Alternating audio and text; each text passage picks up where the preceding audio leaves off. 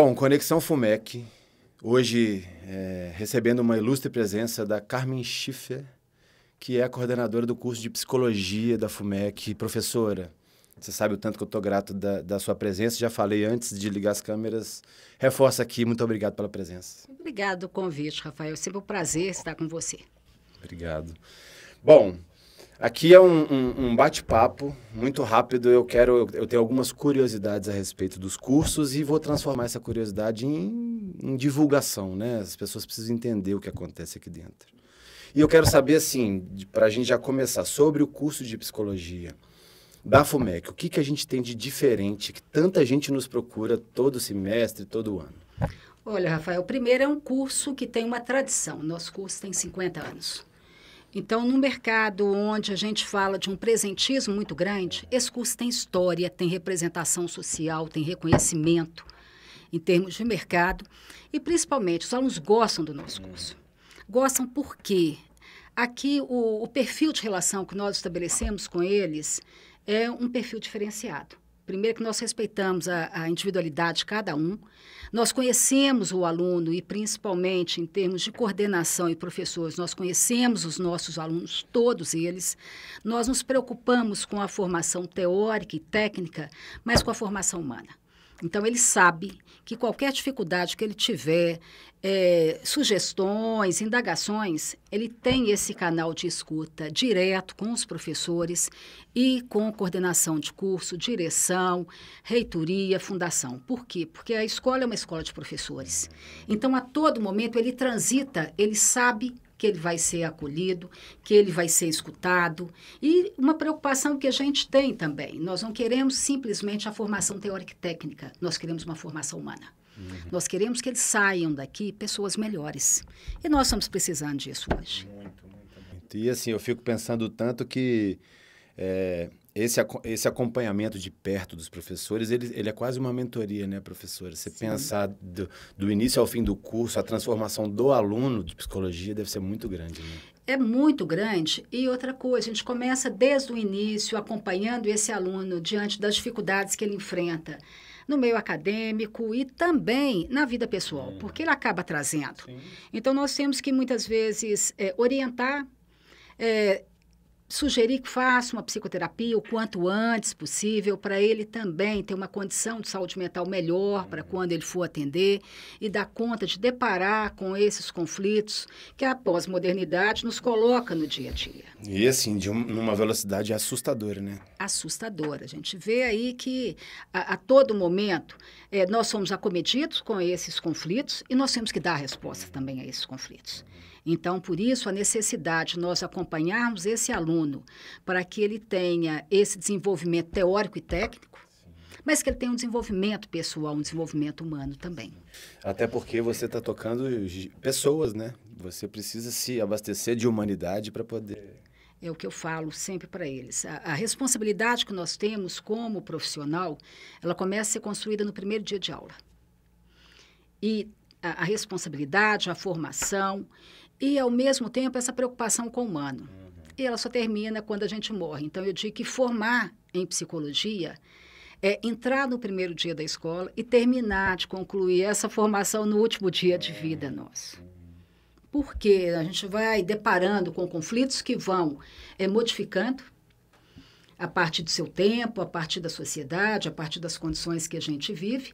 E nós também, como humanos e como profissionais, vamos nos transformando. Perfeito. É mais uma das ferramentas de autotransformação, né? Assim, você transforma o outro se transformando um pouco antes. Você tem que se transformar antes para dar conta de estar num estado de saúde mental melhor, mais equilibrado, para dar conta de escutar esse outro, seja ele uma pessoa, seja ele um grupo, seja ele instituições, seja ele coletivos na área de esporte, seja ele aí onde ele estiver. Falando em onde ele estiver, uma coisa que me pega muito, assim. Na minha época que eu fiz vestibular, eu nem pensava em fazer nada relacionado à psicologia, porque para mim era um caminho só. Vai para dentro de um consultório e eu nunca me vi com essa aptidão, dom, enfim. Hoje já é diferente, hoje eu já penso com uma outra cabeça que tem vários caminhos da psicologia. Eu queria que você falasse um pouquinho das oportunidades que o aluno tem depois de formado de multiplicar opções de atuação, né? Sim. As áreas tradicionais da década de até 90 era a área de educação, saúde, que aí era a psiquiatria, hospital psiquiátrico e consultório particular, área das organizações e aí também o que a gente chama de clínica liberal privada. Eram praticamente essas 4. Hoje tem catalogado em torno de 87 campos de atuação. Então, depois da pandemia, nós tivemos uma procura por psicologia muito ampla, porque as pessoas começaram a perceber o que é estar só, estar dentro de casa. Então, a demanda de consultório aumentou. Nós temos hoje outros campos de atuação que era impensável até década de 90. Então, hoje nós falamos, olha, tem o psicólogo trabalhando com empreendedorismo, trabalhando na área de marketing, trabalhando na área de jurídica, em comunidade, em área social. Então, esse campo hoje, se eu for listar para você, eu teria que ter trazido a minha referência dos 87 campos de atuação que o profissional se encontra. Isso já é incrível, né? Parar para pensar de 4, 5 campos na década de 90. Olha a evolução da psicologia, da ramificação de atuação mesmo, né? E muda nesse período a representação social do psicólogo. Porque antes era aquele profissional que ia lidar com doido, e a nossa sociedade é muito preconceituosa. Ou então ele ia para o consultório porque ele está adoecido. Não havia essa preocupação do autoconhecimento, da qualidade de vida, do bem-estar, de se aceitar do jeito que é, estar bem consigo mesmo. Então, além disso, né, dessas áreas que hoje ampliou o campo, nós temos aí as outras áreas que a própria sociedade começa a perceber a necessidade desse profissional.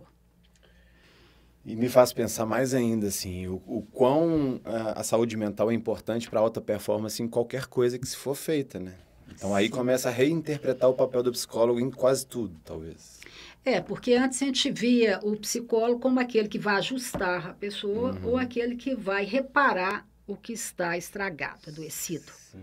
Hoje nós vemos esse profissional visto de uma outra forma. Ele está ali para trabalhar com você a melhoria da qualidade da sua vida, a melhoria da qualidade da sua instituição, a melhoria da qualidade dos grupos, a melhoria da sua produção, porque envolvem pessoas dentro do seu estabelecimento, a melhoria das famílias para que elas se reorganizem, a melhoria dentro da escola, para que a escola seja um espaço de prazer e de aprendizagem, e a aprendizagem pode ser prazeroso.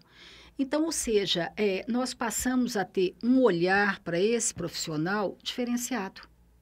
Não mais um profissional que atende para normatizar, para padronizar, mas um profissional que dá conta de perceber e entender essas diversidades e essas diversas formas de ser e, ao mesmo tempo, de ter qualidade de vida, de ser feliz, por que não, né? Por que não, né? Ouse ser feliz fazendo o básico, entendendo um pouquinho melhor como as coisas funcionam, já dá uma ajuda. Se diferenciando, porque eu não tenho que ser feliz a partir dos parâmetros que são estabelecidos por um modelo de sociedade, ou um modelo de família, ou pelo que o outro quer que eu seja. Então, a partir do momento que você começa a ver essas diversas possibilidades, as pessoas começam a ver também essa psicologia mais próxima.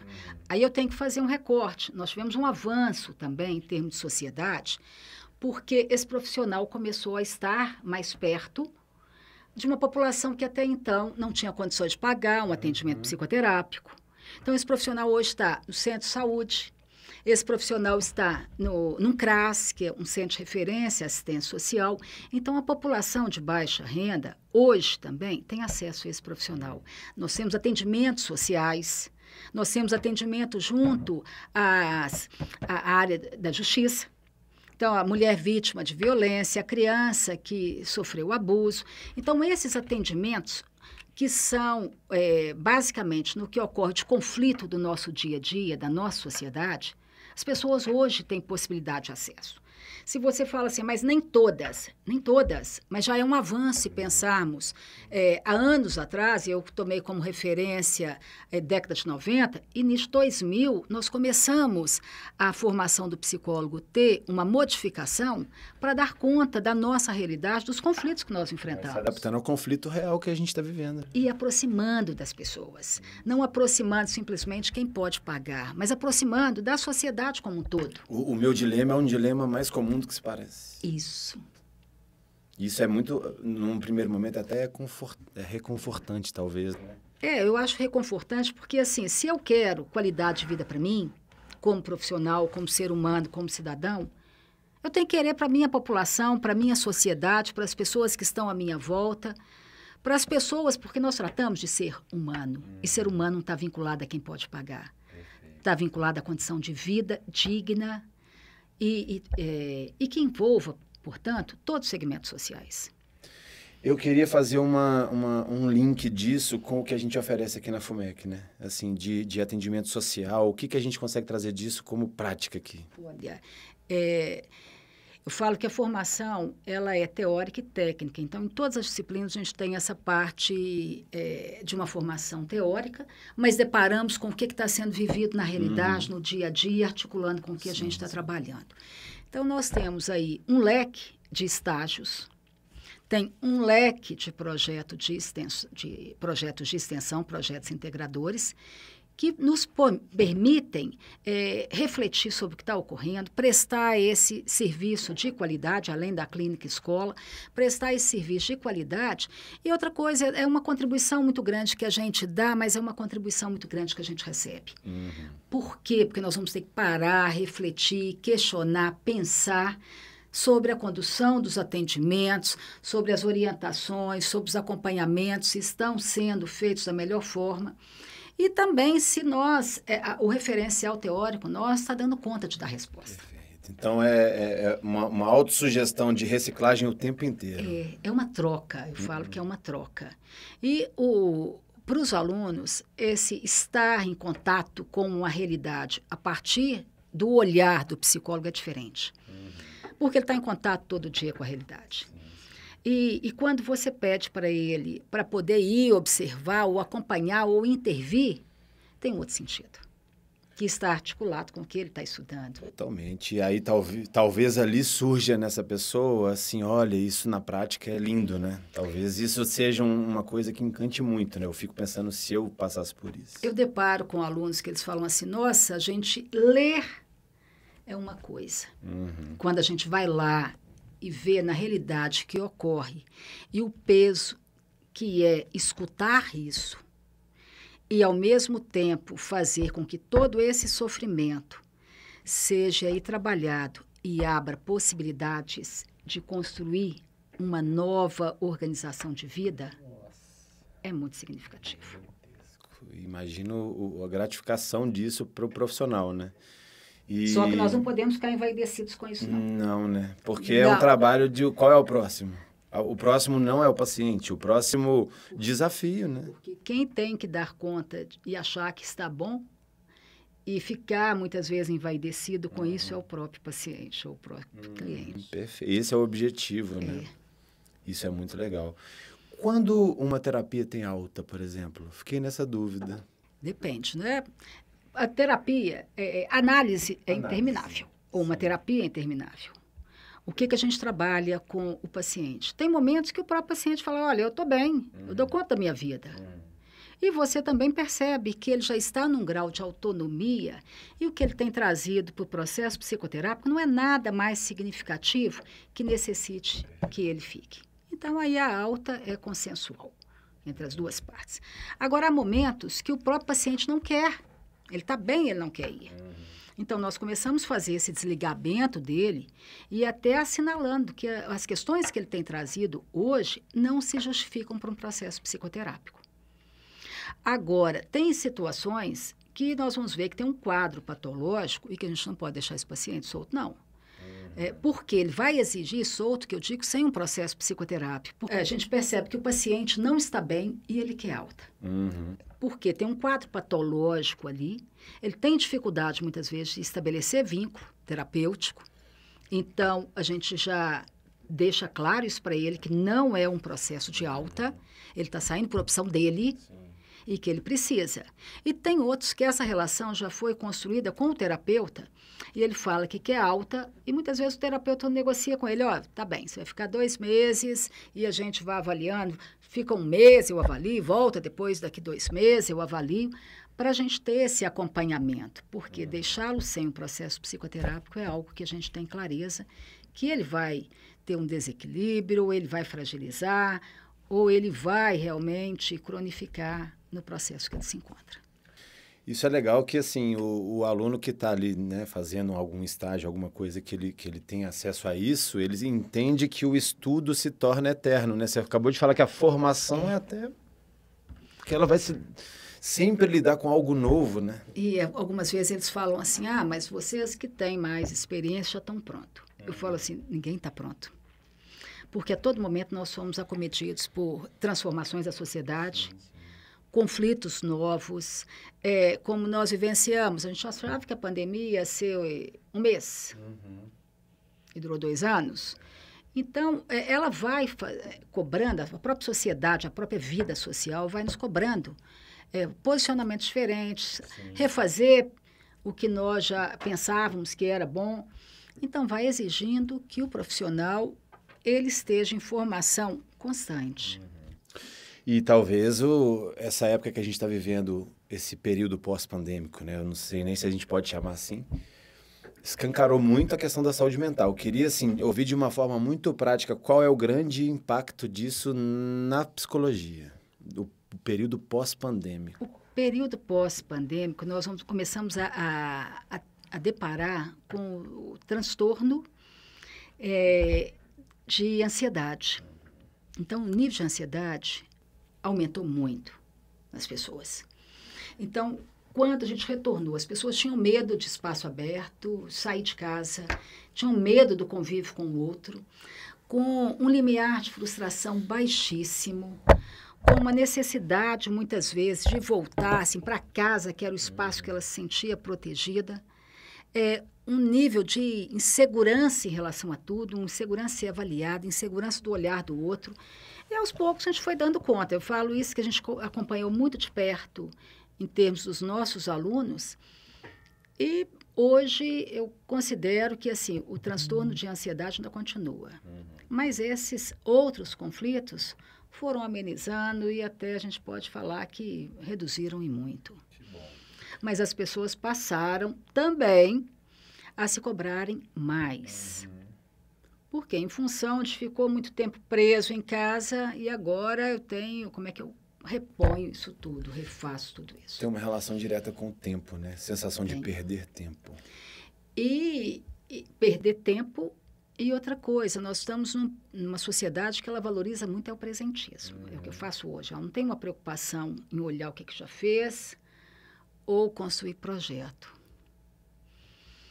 E a todo momento, esses modelos que são estabelecidos, que querendo ou não, muitas vezes as pessoas se cobram em atender.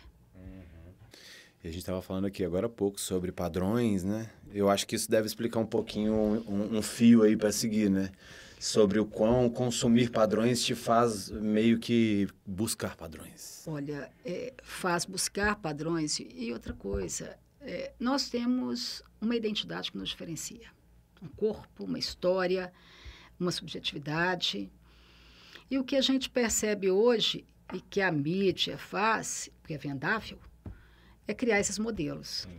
E vender esses modelos. É modelo de perfeição, é modelo de beleza, é modelo de produtividade. Mas em nenhum momento ela se pergunta assim, quem está por trás de tudo isso? Que pessoa que é essa que está pondo esse modelo na sua vida? A deixa feliz? Isso tem relevância para ela?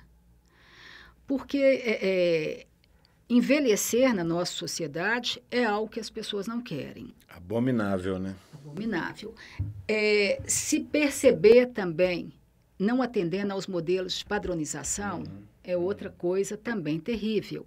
Então, a gente tem que começar a ver assim, isso combina comigo? Isso faz parte da minha história? Tem sentido para mim? Eu vou comentar com você uma situação que eu achei assim hilárica na minha vida. Eu tive uma perda de um dente, eu fui fazer um implante. Cheguei lá, o dentista já queria me pôr botox. Ele já queria que eu colocasse aparelho. Um combo. Não, vamos fazer o pacote. Eu falei, não, você não entendeu. Eu vim aqui fazer um implante no dente. E aí, assim, ele queria, eu ainda brinquei com ele, falei, não, mas você não está entendendo, eu estou feliz comigo do jeito que eu sou. Eu me vejo dentro desse corpo, me representando nesse corpo, eu não quero alterar nada. E aí ele não conseguia me entender. Como que eu podia não aceitar tudo aquilo? Eu falei, não aceito porque eu não me vejo, vou me olhar, não vou me reconhecer, e tem uma história de vida aqui, que essas rugas, que esses cabelos brancos me representam. E é a minha história. Aí eu perguntei para ele se ele não tinha lido Bauman.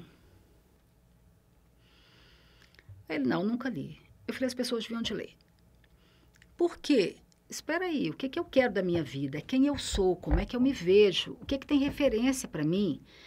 Por que, que as coisas têm um período de validade de 3 meses? Hoje ele quer que eu ponha botox, eu ponho silicone, amanhã já não é mais moda isso, então tira. Meu corpo não é objeto, eu não sou um objeto. E a gente tem que começar a se ver numa sociedade como a nossa, extremamente consumista, o que nós somos, o que nós queremos, o que nos deixa feliz, o que nos diferencia também dos outros, o que nos faz sermos seres humanos diferentes uns dos outros e respeitar essa diferença. Então, naquele momento, eu me senti desrespeitada, porque assim, eu não posso ser diferente, eu não posso recusar. Ele está preocupado em eu estar bem de saúde, saúde física e saúde mental, ou ele quer o meu dinheiro? E mais do que isso, né? Nossa, como é forte pensar assim, mas como é libertador também, né, Carmen? Assim, você tem autonomia. Eu simplesmente não quero. Eu não quero. Eu tenho clareza das escolhas que eu faço, eu não estou fazendo para agradar o outro. Eu fiquei até meio que assim... Incomodada. Num primeiro momento, né? Tanto é que eu acabei não fazendo meu tratamento com ele. Porque eu falei assim, não, a pessoa não dá conta de me ver na minha integridade. E nós nos apresentamos ao outro sempre aquela preocupação. O outro quer que você o agrade. Quais são os interesses que estão por trás de agradar? A mídia, ao outro... E me desagradar. Eu acho que nós estamos num momento muito da nossa sociedade de fazer essa reflexão. O que nos agrada, o que nós queremos, para que a gente tenha uma autonomia realmente. Você sabe que se deixar, a gente fica aqui umas 4 horas, né? Porque eu já tenho uma outra pergunta para te fazer aqui. E o quanto isso vira sofrimento, Carmen? Assim, quando a pessoa busca se encaixar e de repente parece que dá um plot twist, assim, cai um estalo e fala assim... Não era essa a minha busca. E aí? Começa um outro processo. Nunca vai ser esta a busca. Nós somos seres desejantes. Então, eu desejo uma coisa agora, amanhã, depois. E nunca vai tamponar essa falta. Então, isso é eterno. Isso pode não. Talvez o grande segredo é transformar essa busca em algo produtivo, né? O grande segredo é transformar em algo produtivo e é estar bem consigo mesmo. Então, é lógico que a gente precisa da referência do outro, mas a referência do outro não determina quem eu sou. Perfeito. Nós precisamos viver em sociedade, mas eu não posso deixar que toda padronização social determine quem eu sou e que interfira na minha vida, a ponto de me limitar, me adoecer, me fazer sofrer. Então, eu acho que quando a gente começa a ter essa capacidade de ter saúde mental e se colocar, nós conseguimos ser mais felizes, mais produtivos, mais criativos, mais humanos. Saúde mental em primeiro lugar, antes de qualquer qualificação técnica, habilidades sociais e tudo mais. Se tiver essa base forte, tudo flui, talvez. Para mim, né, meio que, como psicólogo, eu falo assim, olha, não tem nada que pague a gente ter essa capacidade de ter uma autonomia, de ter uma crítica, de ter responsabilidade com a gente e com o outro, de se perceber cidadão, que aí a gente tem clareza de direitos e deveres, tem clareza dos compromissos que a gente assume com a nossa sociedade, com o outro, consigo próprio, e tem possibilidade de construir projeto responsável. Que bom. Então, a psicologia se torna ainda mais importante pensando em futuro, né? Pensando em como construir algo mais sustentável, mais responsável. Sim. Um mundo melhor. Um mundo melhor. Eu acho que quando você fala um mundo melhor, um dos grandes saltos que a psicologia deu, enquanto profissão no Brasil, foi possibilitar acesso à maior parte da população que não tinha acesso. E o quanto isso ressignifica a vida de muitas pessoas que não têm projeto, que estão sofridas, que estão desamparadas e que precisam ser acolhidas, até para darem conta de ter uma potência de ação, de construir um projeto. Sim. E que elas se sintam responsáveis por esse projeto. E talvez seja o momento onde a pessoa pare de entender que ela é simplesmente uma vítima de um monte de acaso e começa a se impor um pouco mais no mundo e buscar algo autoral, vamos dizer assim. E até para ela também se ver como vítima, porque a gente depara com situações de sofrimento e violência tão grandes que a vítima, muitas vezes, está tão fragilizada que ela começa a se colocar no papel de do abusador, do causador do sofrimento.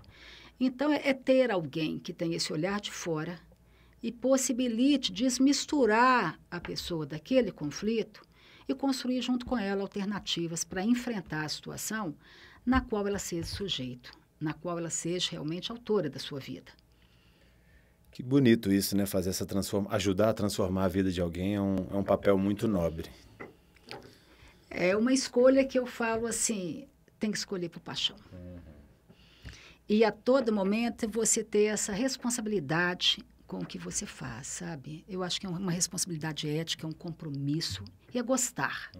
Eu acho que é uma profissão que a gente apaixona, sabe? Sim. Que quando você fala, você não pode só falar, você tem que falar e fazer e ser.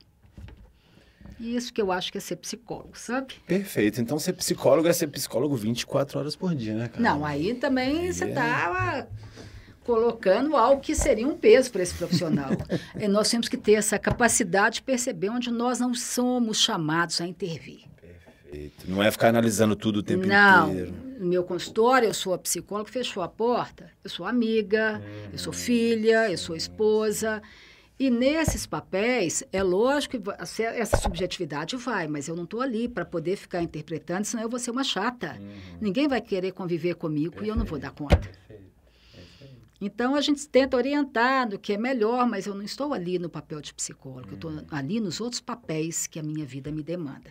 É lógico que o psicólogo está ali e aparece até um pouquinho dele, mas ele não está ali prestando atendimento nem consulta clínica, dá um sossego também, eu não quero ficar investigando a vida dos outros o tempo inteiro. Nossa, ia ser muito chato e ninguém ia querer conversar com a gente, ninguém, todo mundo ia fugir. Analisando todo mundo assim, imagina. Nossa.